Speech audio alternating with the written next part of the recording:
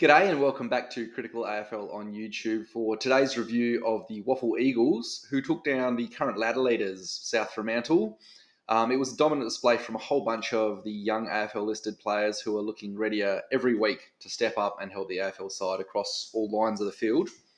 In today's episode of WAFL-Watch, we'll be covering best players from the win, promising performances from AFL listed players who could have a big future, my key takeaways from the win, and then finally, predictions on who is a good chance to be selected in the AFL side next week. But firstly, as always, I have my humble request to make for anybody watching these videos who isn't already a subscriber to please consider hitting that subscribe button and helping to make the time put into these videos more sustainable, while also ensuring you never miss any of the content that comes out every week on the channel. As I've been campaigning for in all my videos, the current target is to reach 1,000 subscribers, purely because YouTube doesn't allow any videos I make to become monetized until after the channel reaches that milestone. And putting this content out regularly on time is an incredibly time-consuming passion until that point. Anyway, now that we've covered that, let's get into who led the WAFL Eagles in their first win of the season. At the top of the list for the second week in a row, I've got Klay Hall. I was pretty strong in my assessment that I thought his recent performances demanded a spot in the AFL side. And at the rate he's going, if he doesn't get the call up soon, he's going to end up winning the Sandover medal in the WAFL, which is the Brownlow medal of the State League for anybody who's wondering. Although, given that you're watching my WAFL episodes, I'm guessing most of you do know that. Hall led a really stacked midfield all day. He racked up 30 possessions by the end of the game, which was the highest on the entire field. And like last week, he opened the game up with his ball movement with most of his touches. I also thought his disposal efficiency was actually higher this week, although I don't think that's a stat that I can verify properly on the WAFL website. He also ended the game with 8 tackles, which was the equal highest count on the field also.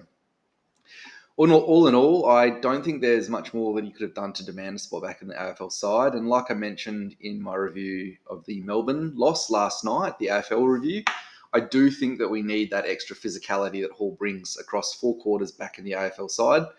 Actually, to be perfectly honest, I never thought any of his performances in the AFL side deserved to be dropped either in the first place.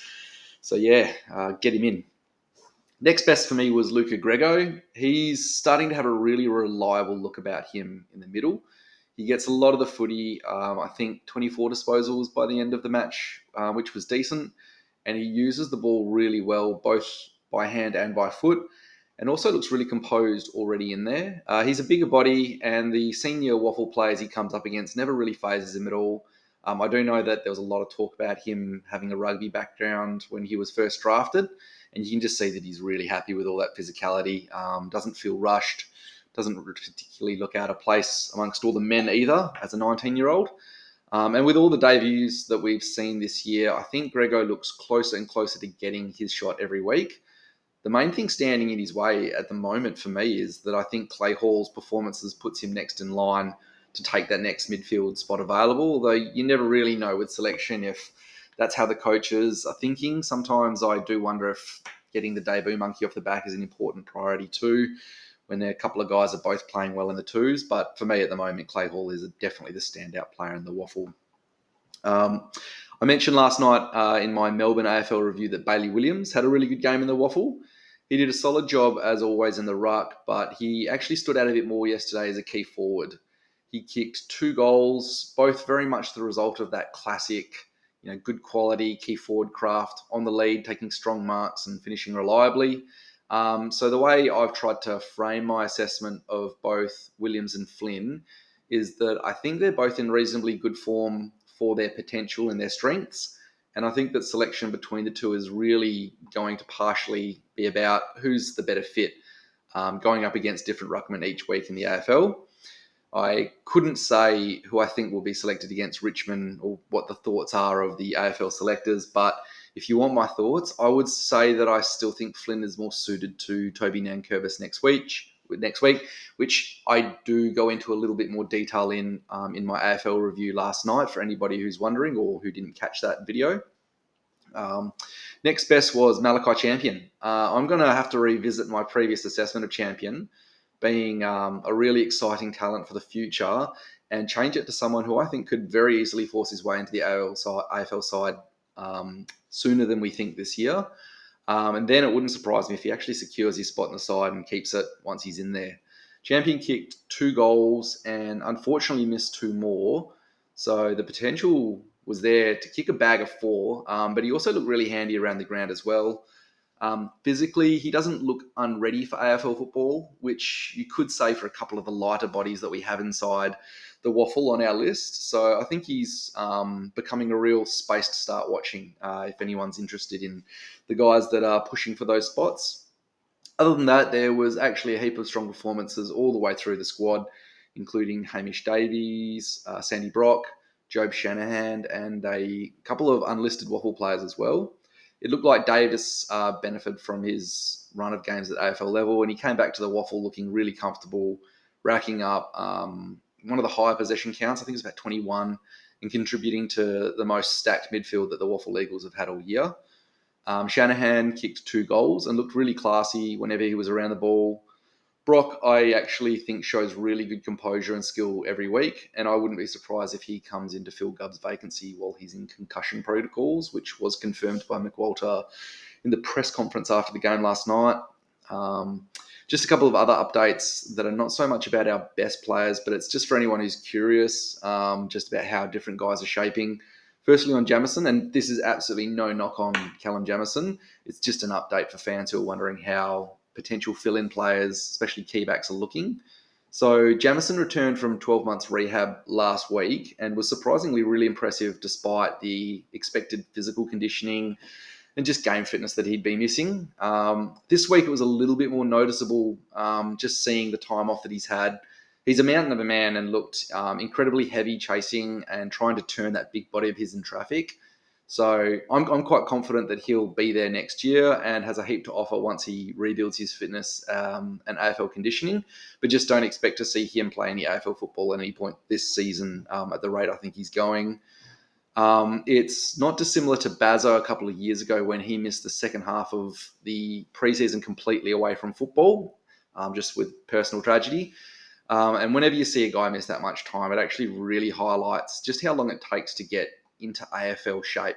A lot of senior stars talk about it taking years for most draftees, which I think we've forgotten just with, blokes like Nick Dacos and Will Ashcroft. They've sort of come into the AFL and they've changed the blueprint for physical readiness. And I think the expectation that fans have of first-year players or just young guys in general, they're kind of the exception, not the rule, is what I'm trying to say. The next one, Tyrell Jir. He actually had a heap of the footy across the 4 quarters and ended up our second highest possession winner with 26 disposals in the end. Anyone who's been following this channel over summer will know that he was the main guy I was raving about early to debut in round 1. At the moment, however, I will admit that it does look like the damage he does with the ball in his hands is a little bit less than what we saw over summer, as well as those first couple of rounds in the AFL season. It's hard to be sure, but it could just be a question of hunger and how bad he wants to impose himself on the games. I expect he'll probably just need a couple more weeks in the WAFL to get that back, but we've all seen his class now, and when he's on, he's good enough. So I'm really hoping to see Jawar get a bit of momentum back in the WAFL and hopefully find his way back into the AFL side again later this year. So that's probably a more in-depth review of all our performers in the WAFL, which more or less brings me to the key takeaways for the match. Firstly, the WAFL midfield can beat any team in the State League if it's as stacked as it was yesterday. I remember mentioning for the first game of the WAFL season that West Coast pulled about 3 mids into the AFL side. It was a real last-minute thing, but only brought 1 out of the AFL side at the time. And since then, we've probably just been a little bit short on rotations in the middle and just short on depth in the WAFL midfield as well. Yesterday, we had, like I said, Klay Hall, Luca Grego, Tom Gross, and then a couple of decent WAFL mids in there as well. I think Harley Sparks, I've mentioned in the past, is quite a good quality player for someone who's not on the AFL list. And then as well, we had Tyrell Jir and Hamish Davis spending a lot of time on the outside in that midfield as well. And at the end of the day, as long as we keep our injuries in check, I just think that there's a bit of a critical mass at that point that other teams just won't be able to hold back, which is really exciting for a side that's struggled to win games for so many years now. And also on that note, there were 17 AFL listed players in the side yesterday, which I think is the most I can remember for as long as I've been keeping a keen eye on the WAFL Eagles. Um, the second takeaway from the game was that the WAFL Eagles appear to have finally got that backline structure fixed, and that kept getting caught out behind the ball over the last few weeks. And I'm sure if you've been watching my other WAFL reviews, you've heard me start to go on about it a little bit at length. I think I only saw one goal yesterday, though, that was the result of South Fremantle forwards catching us out deep in an empty defensive 50. A big part of that was that the midfield dominance helped the control of the football around the ground.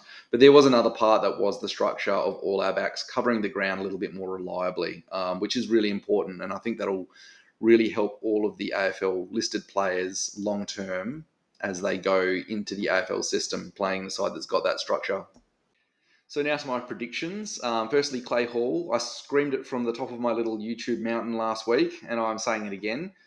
Klay Hall must force his way into the AFL side. He's been best on ground the last couple of weeks, and not only that, he's not just dominating, but he's doing it with AFL traits, which is an important distinction to make.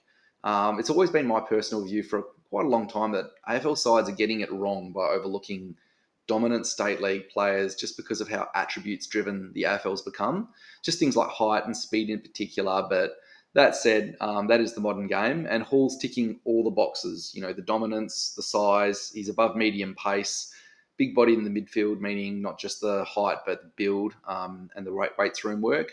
So yeah, get him in. Next one, Sandy Brock, I think is a very good chance to come in with Jeremy McGovern set to miss next week against the Tigers under concussion protocols. I think Sandy Brock's a really logical replacement to come into the AFL side. He's probably been our best key back in the WAFL. It's been pretty close between him and Rhett Bazzo, but he does have a few centimetres of height and reach on Bazzo, which is probably going to matter if we want more than one guy capable of playing on Tom Lynch next week alongside Oscar Allen down back. Other than those two, I'm not sure if Archer Reid will be in doubt with an ankle concern late in the game last night. If he is, it could easily be either Job Shanahan or Bailey Williams who could come in for him. And I'm not sure. You could think of good reasons for either of them, and I'd be curious to hear what I suppose you guys think in the comments.